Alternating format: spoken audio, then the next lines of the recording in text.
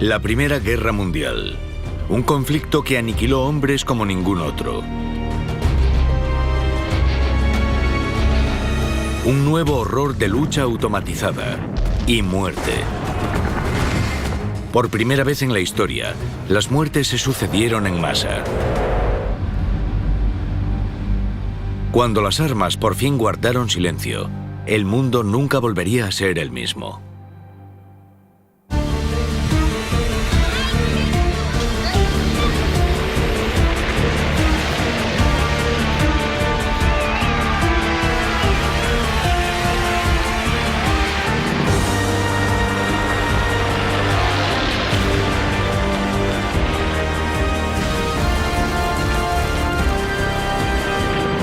El infierno de la Primera Guerra Mundial, el purgatorio. La Primera Guerra Mundial, el conflicto que enfrentó a la tecnología del siglo XX contra las tácticas del siglo XIX. Las imágenes de jóvenes avanzando a ciegas hacia un infierno de ametralladoras son el ejemplo de la barbarie de la guerra moderna. En su punto álgido, millones de hombres se enfrentaron al fuego de los cañones y a las balas, solo con el propósito de avanzar algunos metros. Durante 4 años catastróficos, las grandes potencias mundiales se unieron en dos fuerzas opuestas, iniciando una guerra que afectó a todo el planeta. Se movilizaron 70 millones de soldados. Las nuevas tecnologías alimentaban la fuerza letal de las armas, y sin mejoras equivalentes en defensa o táctica, el resultado fue de millones de muertes. Al final de la guerra, casi 10 millones de soldados habían muerto. Naciones enteras lloraban a los fallecidos, a los desaparecidos y a los mutilados. Los soldados que pudieron volver a casa estaban traumatizados. Cada nación involucrada se había visto gravemente afectada, sufriendo un fuerte impacto en la memoria social. Tal trauma colectivo destruyó el optimismo y creó un término para los que lucharon en la guerra: la generación perdida. Estos son los hechos, rememorados para que no caigan en el olvido, pero no puede ignorarse el elemento humano en aquellos turbulentos días. La recopilación de imágenes alemanas recientemente restauradas y nunca antes vistas nos transporta al pasado y arroja luz sobre la gente de la época, cuya muerte se redujo a un mero suspiro. Algunas guerras se ganan su nombre. Esta es la Gran Guerra.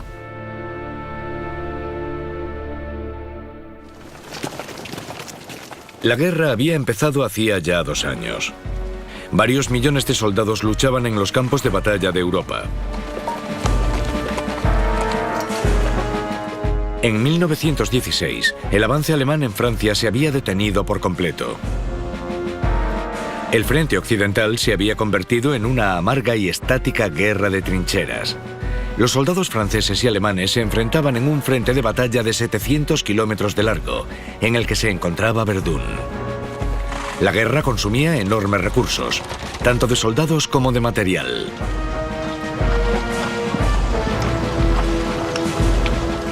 Los alemanes querían recuperar la ventaja y planearon una ofensiva en el río Mosa. Los franceses sabían lo que estaba en juego y tomaron posiciones. Pero esta guerra no se parecía a ninguna anterior. Ahora, la muerte llegaba desde el cielo. La guerra aérea de 1916 dio un giro radical. Un giro que comenzó en Verdún a comienzos de ese año, porque en ese momento fue cuando las fuerzas aéreas alemanas tomaron la decisión de concentrar a sus pilotos en escuadrones. Y al hacer eso, crearon zonas de espacio aéreo sobre las que tenían el control en ese periodo mientras los aviones estaban en el aire. Y por esa razón es por lo que los alemanes pudieron preparar la ofensiva de Verdún en secreto. A los pilotos se les hizo un encargo importantísimo: documentar la situación militar de Verdún desde el aire. Se hicieron cientos de fotografías. Consiguieron información clave sobre el tamaño y las posiciones del enemigo.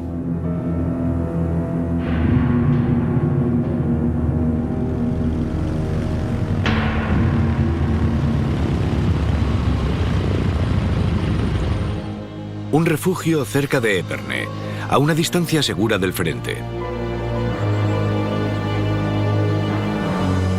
Armados con fotografías, los pilotos acceden a los más altos círculos militares.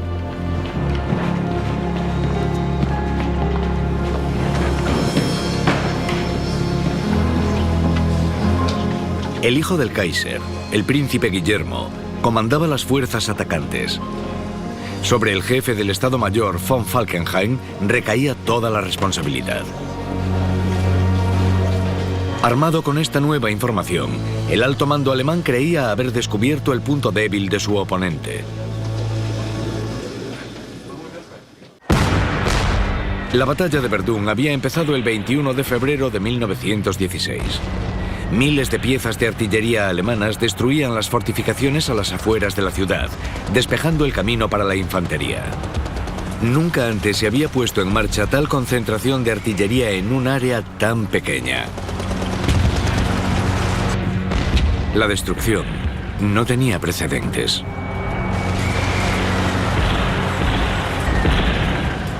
El deseo de salir al campo de batalla, avanzar y forzar una decisión siguió siendo una aspiración primordial hasta el final y siguió alimentando el valor en la lucha. Esta guerra no se parecía a ninguna otra.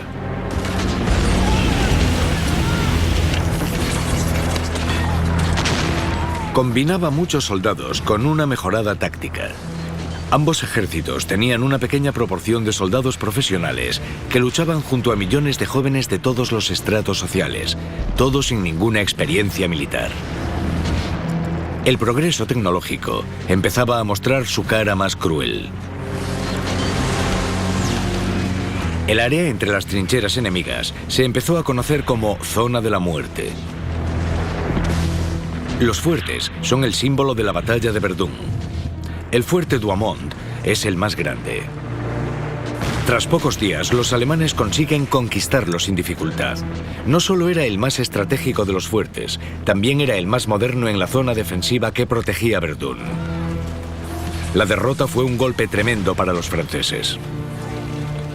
A pesar de lo estático del frente occidental, solo en Verdún, miles de soldados franceses y alemanes fueron hechos prisioneros tras algunos intentos inútiles de romper las defensas. Nadie estaba preparado para tal cantidad de bajas. En la Primera Guerra Mundial, la enorme cantidad de prisioneros solo fue el comienzo. De repente había 100.000 prisioneros. ¿Qué hacían con tanta gente? No había precedente, así que tenían que hacer concesiones. Tengo que decir que a pesar de todas las crueldades que se cometieron, hay una diferencia sustancial entre el tratamiento de los prisioneros en la Primera Guerra Mundial y en la Segunda. Con todo, 8 millones de hombres fueron arrestados o usados como mano de obra. La Convención de La Haya aseguraba que el porcentaje de supervivientes era mayor de lo que se sufría en el frente. La cantidad de heridos y mutilados alcanzó los cientos de miles.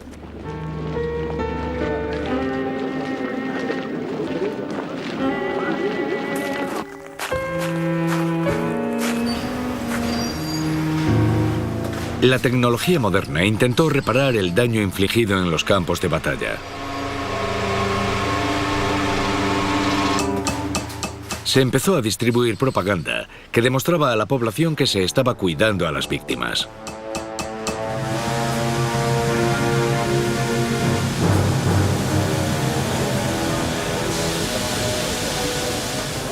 Es cierto que esta parte de la guerra se hizo pública, no se ocultó.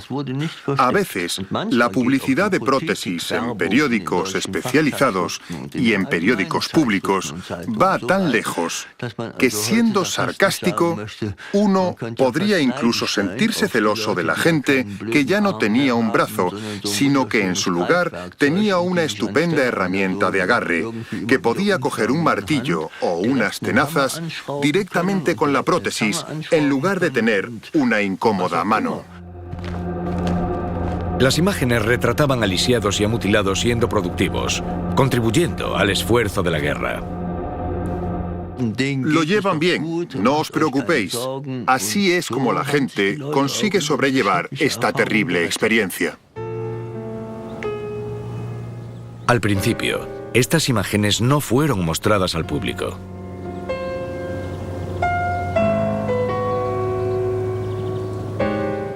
Los franceses los llamaban gueules cassées, y la asociación de los caras rotas sigue siendo popular en Francia a día de hoy.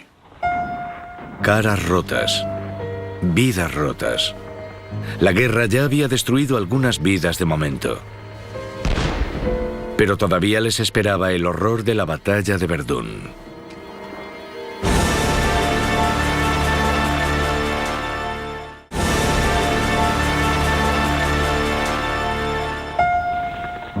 Verdún, a solo 18 kilómetros de París. La artillería alemana llegó incluso a la plaza del ayuntamiento. La ciudad fue referencia de cómo se combatió en el frente occidental. Se fueron miles de personas. Escenas que se verán a menudo durante la Segunda Guerra Mundial.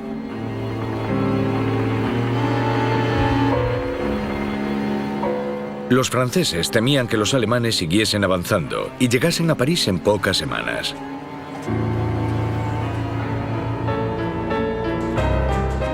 Era imprescindible mantener las posiciones a toda costa. Si Verdún caía, Francia caería también.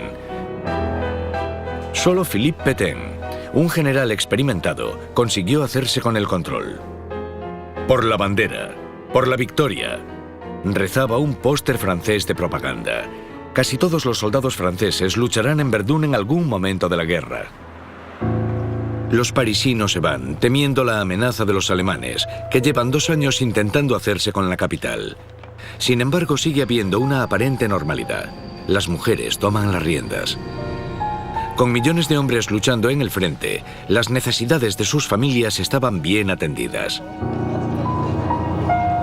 La población francesa no se murió de hambre, pero esa es solo una parte de la historia. Para los civiles alejados del frente, hay una especie de banalización de la rutina diaria. Seguían con sus rutinas normales, pero era un engaño. Incluso si estabas en Marsella, seguías teniendo un padre, un hermano o un hijo que estaba luchando en el frente. Esa banalización obviamente te hacía ignorar la guerra. Pero en realidad, no había casi nadie en aquella época que pudiese escapar a la guerra. En Alemania hacen colas para conseguir productos básicos: pan, mantequilla, carne, verdura. Muchas provisiones se enviaban al frente. Incluso se racionaba la ropa.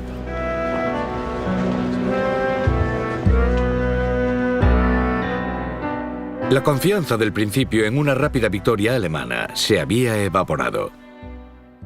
Esta guerra era una nueva vida. Así serán nuestras vidas. Todo sería mucho más cómodo si aceptáramos que en ese momento éramos un país en guerra y que no estaba remotamente cerca de terminar. Y así dejaríamos de preocuparnos, de quejarnos. Nos resignaríamos al destino. Nos institucionalizaríamos como naciones que hacen la guerra, y creo que cuanto más tiempo se mantenga esa actitud, antes se acabará la esperanza. El porqué de la falta de recursos alemana era el bloqueo naval británico. Ya en 1914 el Mar del Norte se declaró zona de guerra. La Marina alemana solo intentó desafiar a la flota británica una vez. El 31 de mayo de 1916, ambos bandos se vieron envueltos en una de las batallas navales más largas de la historia, en Skagerrak, Noruega, la Batalla de Jutlandia.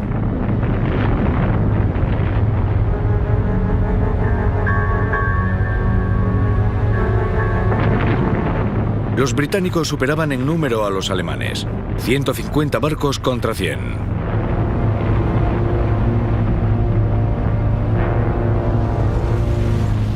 Al final, ningún bando se hizo con la victoria, pero hubo muchas bajas. Unos 6.000 británicos muertos y más de 2.500 en el bando alemán. Los alemanes hundieron el doble de barcos. pero el bloqueo permaneció intacto.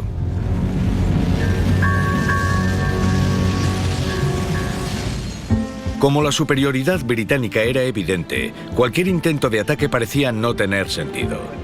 Para los marinos alemanes, desembocó en una total inactividad. Al final de la guerra, rechazarán una misión de combate ordenada por el Kaiser y se rebelarán. La guerra también demostró ser una pesadilla logística tras el frente de batalla.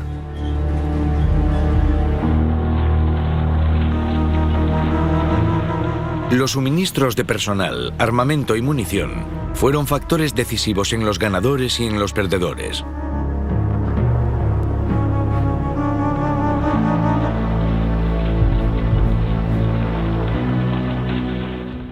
El esfuerzo logístico requerido para llevar a cabo la ofensiva fue enorme, porque lo que tenían que hacer era construir carreteras donde no había carreteras, vías férreas donde no había, y crear un sistema de comunicación telegráfica que no existía en aquellos lugares. El frente no era solo un sistema de trincheras y fortificaciones. Las instalaciones necesarias para cuidar de las tropas estaban situadas a las afueras. Había cocinas de campo, panaderías, establos y flotas de transporte, almacenes de munición y arsenales de armas. Los puestos de primeros auxilios estaban a unos 3 kilómetros del frente. Los hospitales de campo a unos 20. Los trenes llegaban casi hasta el frente de batalla, porque todos los días tenían que entregar provisiones para abastecer a un ejército equivalente a la población de una gran ciudad. Cada batallón era el reflejo de la sociedad y de todas sus profesiones.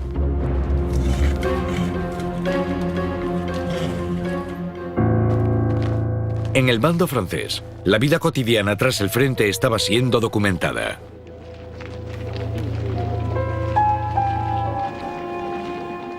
Se distribuía alcohol para aplacar el miedo de los soldados ante el próximo asalto.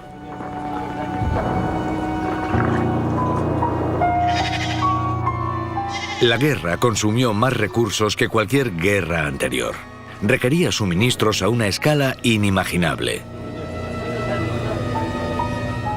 Era un enorme proyecto industrial que involucraba a cientos de miles de soldados que debían comer, dormir y luchar aquí.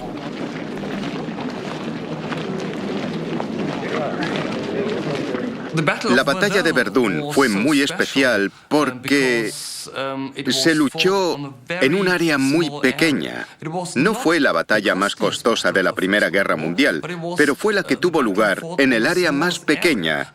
Y en esta pequeña, minúscula zona alrededor de Verdún, lucharon cientos de miles de soldados y cientos, miles de ellos murieron. En esta diminuta área de Verdún transcurrió la primera batalla de desgaste de la Primera Guerra Mundial.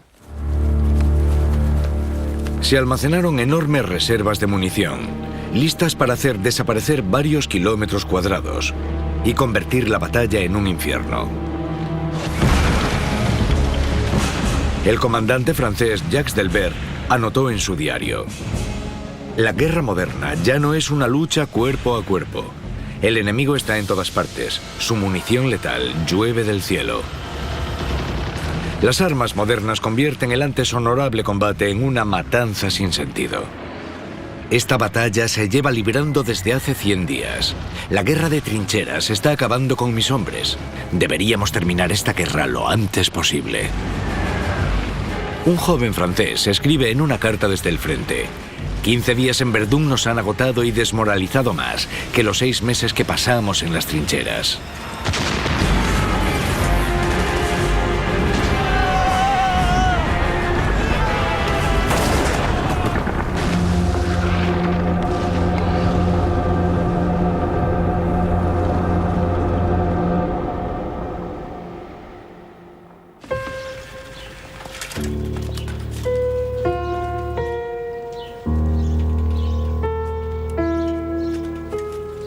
Se envían millones de cartas a las familias desde el frente.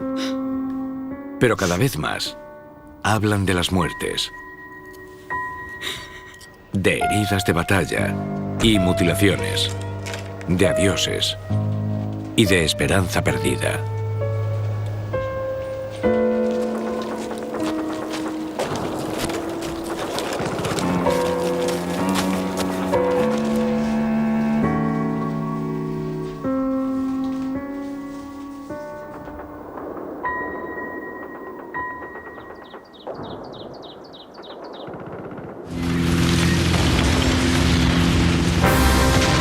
No había ningún lugar seguro en el campo de batalla. Ahora la muerte llega desde el cielo. Los vuelos de reconocimiento se convierten en aviones de combate que evolucionan a bombarderos. Las cámaras se reemplazan por ametralladoras y explosivos.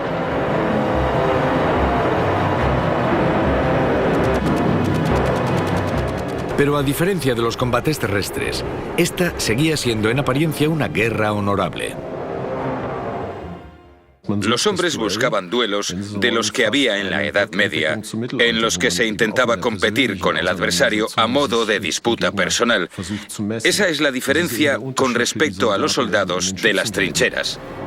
Pero a pesar del romanticismo, estas batallas fueron las precursoras de una guerra que solo décadas más tarde destruirá ciudades enteras. La guerra de los bombarderos. Por ahora eran ataques aislados, en los que solo participaban algunos cientos de aparatos, pero la nueva tecnología de la aviación traía el terror desde el cielo. De momento, son dirigibles que entran en el espacio aéreo enemigo, desde París hasta Londres. Estos ataques, con pocas ventajas estratégicas, se diseñaron para propagar el miedo entre la población. Pero en la Primera Guerra Mundial se luchó sobre todo en tierra, y la batalla de Verdún estaba a punto de alcanzar su culmen.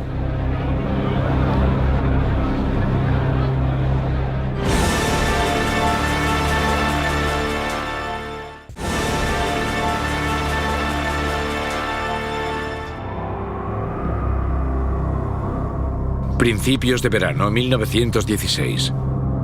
La batalla de Verdún estaba en un momento decisivo, y la lucha por la posición del Fuerte Vaux fue el resultado.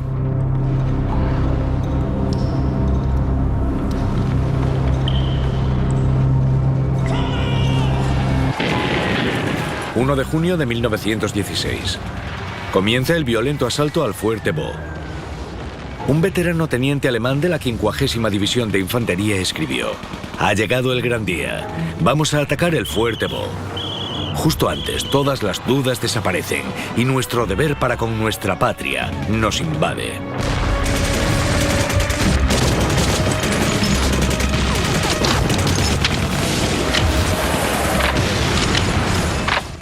Si comparas menos de 30 años después, lo que pasó en Stalingrado, por ejemplo, esa batalla es de la misma naturaleza, por así decirlo. La gran diferencia es que ocurre en una ciudad.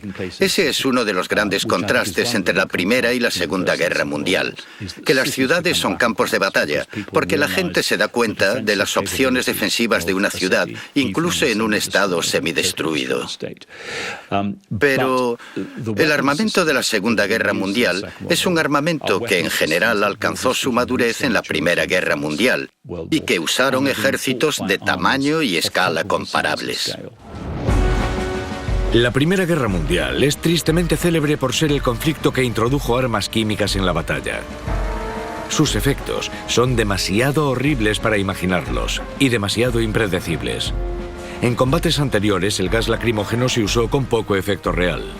Luego, se introdujeron sustancias más letales. Las unidades especiales alemanas lanzaban granadas llenas de sustancias letales. Los soldados sufrían unas muertes horribles. Los supervivientes padecían unas terribles quemaduras químicas. Una posible guerra química propagó el miedo entre la población de Verdún. Empezaron a hacerse máscaras improvisadas con trapos húmedos. Pero estos niños no habrían sobrevivido a un ataque. El gas también se utilizó durante la batalla del Fuerte Vaux.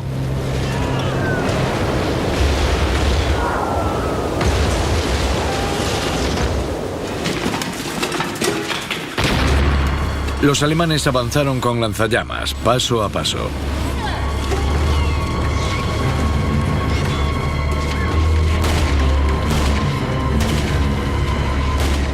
Poco antes de la rendición, el mando francés del fuerte anotó: las comunicaciones con el exterior no existen. La batalla por el fuerte es espantosa. El sufrimiento de los heridos es terrible. Nos están derrotando por agotamiento y por sed. Los supervivientes del fuerte Vaux se envían a Alemania como prisioneros. En total, unos 8 millones de soldados serán hechos prisioneros en la Gran Guerra. La Convención de La Haya de 1907 sentó las bases para su tratamiento. Decretó que los prisioneros debían ser tratados con humanidad y que tenían derecho a comida, cuarteles y ropa. No debería haber distinción con respecto a las tropas propias. Pero al ser tal cantidad de prisioneros, los mandos militares a menudo no pueden encargarse de ellos. Durante el primer invierno, hubo muertes masivas en toda Europa.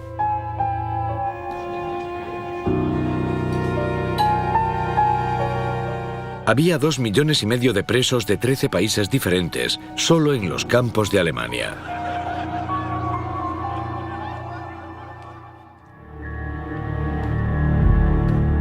A diferencia de los oficiales, los soldados rasos debían trabajar, la mayoría como agricultores. Por razones de seguridad, las operaciones esenciales para la guerra se excluían del trabajo forzado. Todas las potencias utilizaban a los prisioneros de guerra como mano de obra. ¿Era significativo? Nada comparable a la Segunda Guerra Mundial. No es la misma explotación deliberada de esta mano de obra como recurso de la manera en que se usó en la Segunda Guerra Mundial. Pero estaba pasando. Fue el principio de un proceso. Algunos fueron liberados pronto, sobre todo los heridos y enfermos. Se intercambiaban por soldados alemanes que volvían a casa.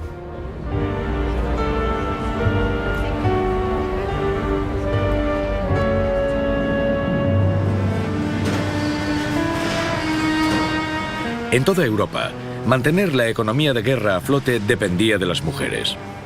Solo en Gran Bretaña, 2 millones de mujeres consiguieron empleos antes reservados a los hombres. En Francia, 1 de cada 5 mujeres salía a trabajar. También fueron ellas las que cuidaron de los desamparados y los veteranos. En Gran Bretaña, imágenes de la época muestran cómo entretenían a los convalecientes. Existe un enorme contraste entre las experiencias del soldado en el frente y las del mundo civil, donde no saben cómo funciona la guerra, y cuyas vidas pertenecen a una especie de mundo de fantasía en el que siguen yendo al teatro, a los restaurantes, relajándose como si no hubiese una guerra. Pero los soldados que se han recuperado de sus heridas deben volver a la vida en el frente. La mayoría de los que llevaban uniforme eran ciudadanos vestidos de uniforme. Eran soldados temporales, no eran de carrera. Era gente que volvería de la guerra y recuperaría sus anteriores ocupaciones. Si eran campesinos o jornaleros o vendedores o abogados, volverían a hacer ese tipo de cosas. A principios del verano de 1916, los británicos movilizan a cientos de miles de soldados para la ofensiva en apoyo de los franceses en el Somme, un río que discurre a 250 kilómetros al norte de los campos de batalla de Verdún. Los invasores alemanes tuvieron más de un año para acabar y fortificar sus posiciones aquí. La calma, antes de la tormenta. Estas escenas reconstruidas muestran la vida en las trincheras durante momentos de tranquilidad.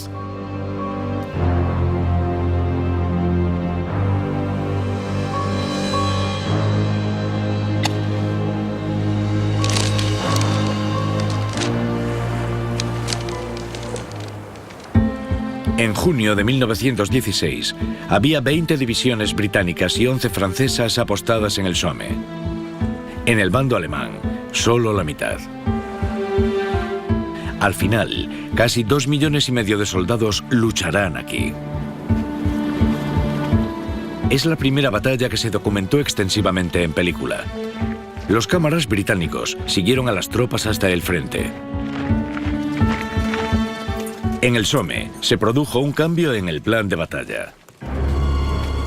Antes de que la infantería británica atacase, la artillería iba a despejar el camino con una descarga que duraría días. El alto mando británico opinaba que esta táctica aseguraría el control de la zona. El mariscal de campo Douglas Haig dijo: «La infantería solo deberá echar a andar y ocupar las trincheras alemanas». Era una declaración atrevida a tenor de la cruda realidad. En los siguientes 7 días, 1,5 millones de proyectiles iban a ser lanzados sobre una estrecha franja de tierra que defendían los alemanes.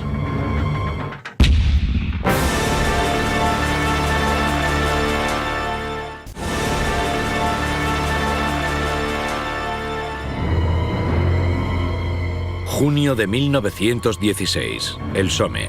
Se enfrentan 2,5 millones de soldados.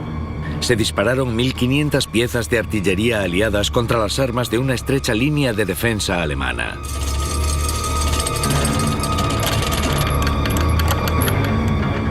...24 de junio. Empieza el ataque.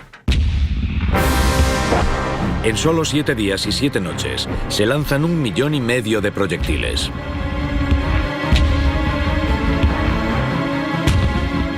El autor alemán Ernst Junger escribió más tarde: «Había un fuego de artillería de una potencia inimaginable que retumbaba y estallaba ante nosotros.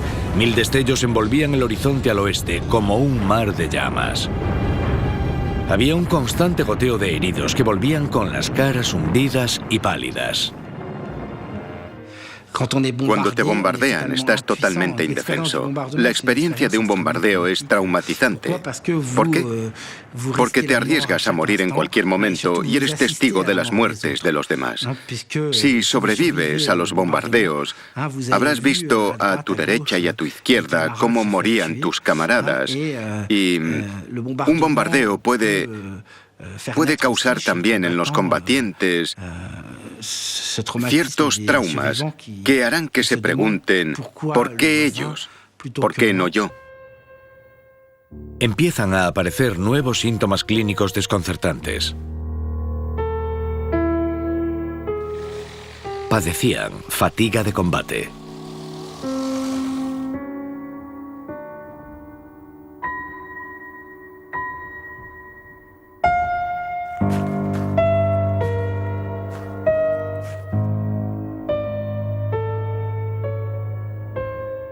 Al principio se sospechaba que fingían su enfermedad.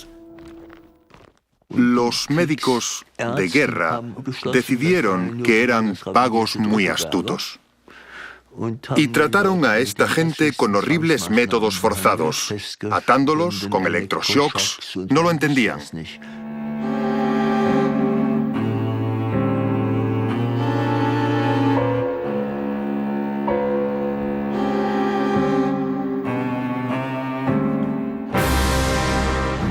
De julio de 1916.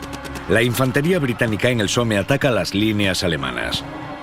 Creyeron que las posiciones enemigas habían sido destruidas por el bombardeo de artillería, pero no fue así.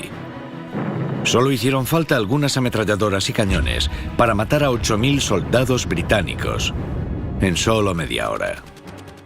Tampoco podían volver, porque entonces los guardias de las trincheras les dispararían inmediatamente, y los soldados lo sabían, no podían volver atrás. Estos hombres, sin apenas entrenamiento, se enfrentaron a una muerte segura, o bien abatidos por una ametralladora alemana, o bien por algunos de los suyos. En el bando alemán, las trincheras aguantaron el fiero bombardeo porque sus fortificaciones tenían varios metros de profundidad. Pero al nivel del suelo, era pura devastación.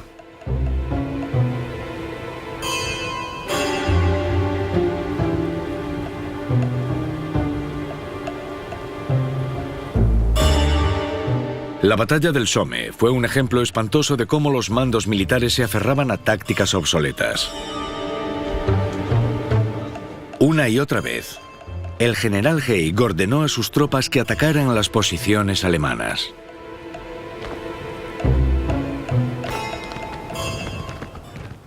Si piensas en los 20.000 muertos y casi 40.000 heridos en solo un día, por supuesto que la experiencia del Somme fue traumática.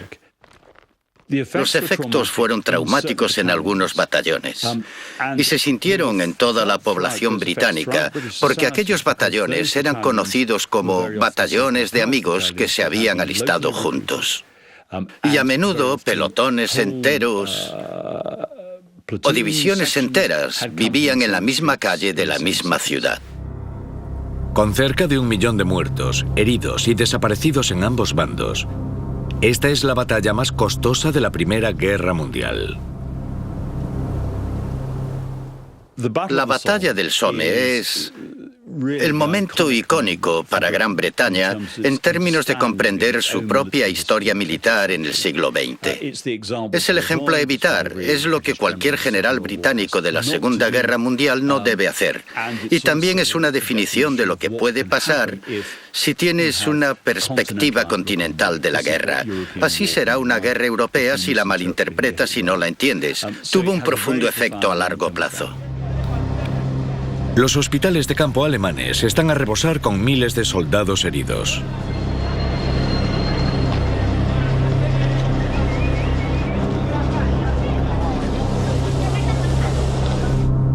Belitz, cerca de Berlín. Aquí, cierto mensajero está convaleciente.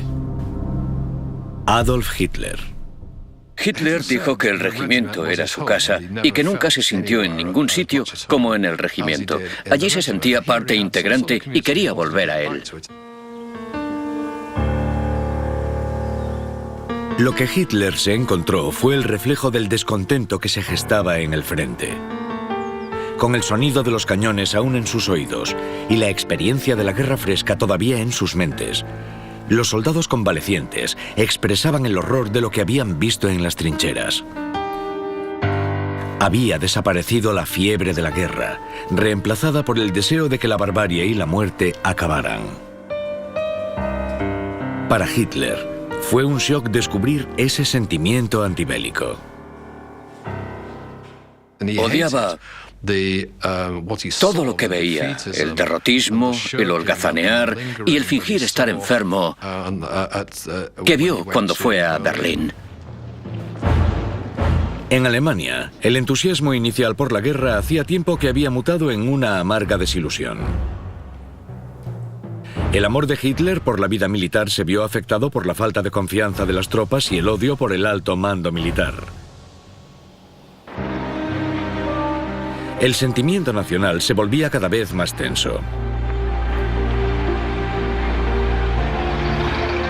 Había protestas masivas y los problemas aumentaban. Un vecino de Augsburgo escribió: "A menudo la situación escapa a mi control. Se supone que debo cocinar, todos tienen hambre y yo no tengo nada que darles. Cada vez hay más niños malnutridos. Muchos de ellos mueren.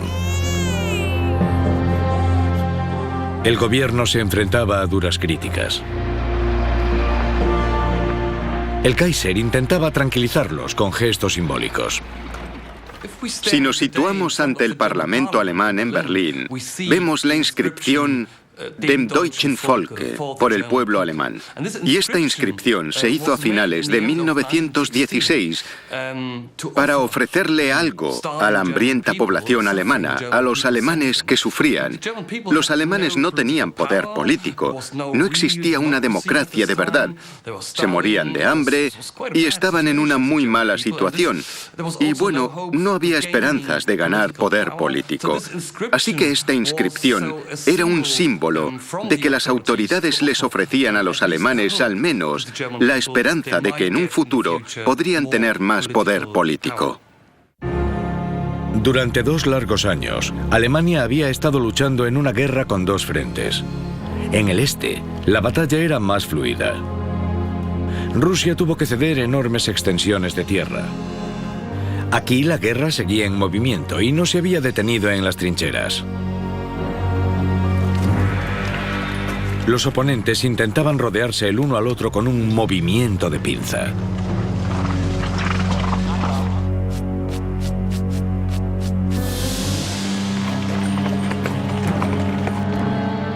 El ejército ruso sufre cortes en el suministro, recortes de munición y comida que desmoralizan a la tropa.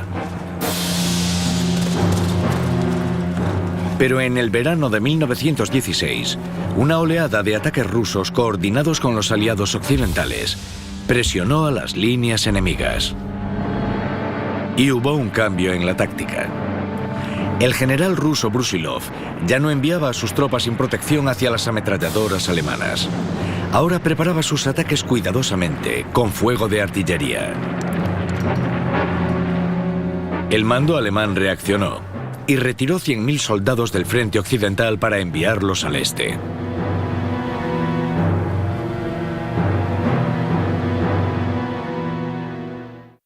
La ofensiva Brusilov es la absoluta contribución del Frente Oriental a la estrategia aliada de ataques simultáneos en todos los frentes para hacer retroceder a los alemanes en 3 direcciones a la vez. Así que la ofensiva Brusilov cumplió su objetivo y de hecho esta ofensiva fue la que les dio un respiro a los franceses en Verdún.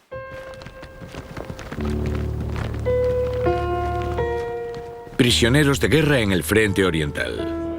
Cientos de miles permanecían recluidos.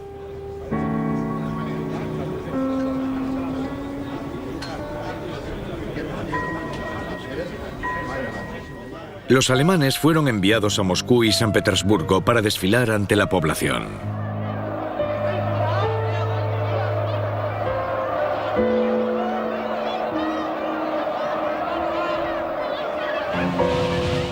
Más de 100.000 soldados alemanes fueron deportados a Siberia. 1 de cada 5 no volvía. Pero para Rusia, la guerra en el este tuvo enormes repercusiones. Hay partes que son sangrientas. Fue una enorme masacre, sobre todo porque la población civil estaba más involucrada. No eran solo los soldados rusos los que tenían hambre, sino también sus familias y ciudades enteras. El resentimiento creció, mientras la nobleza y la familia del zar seguían rodeados de lujos.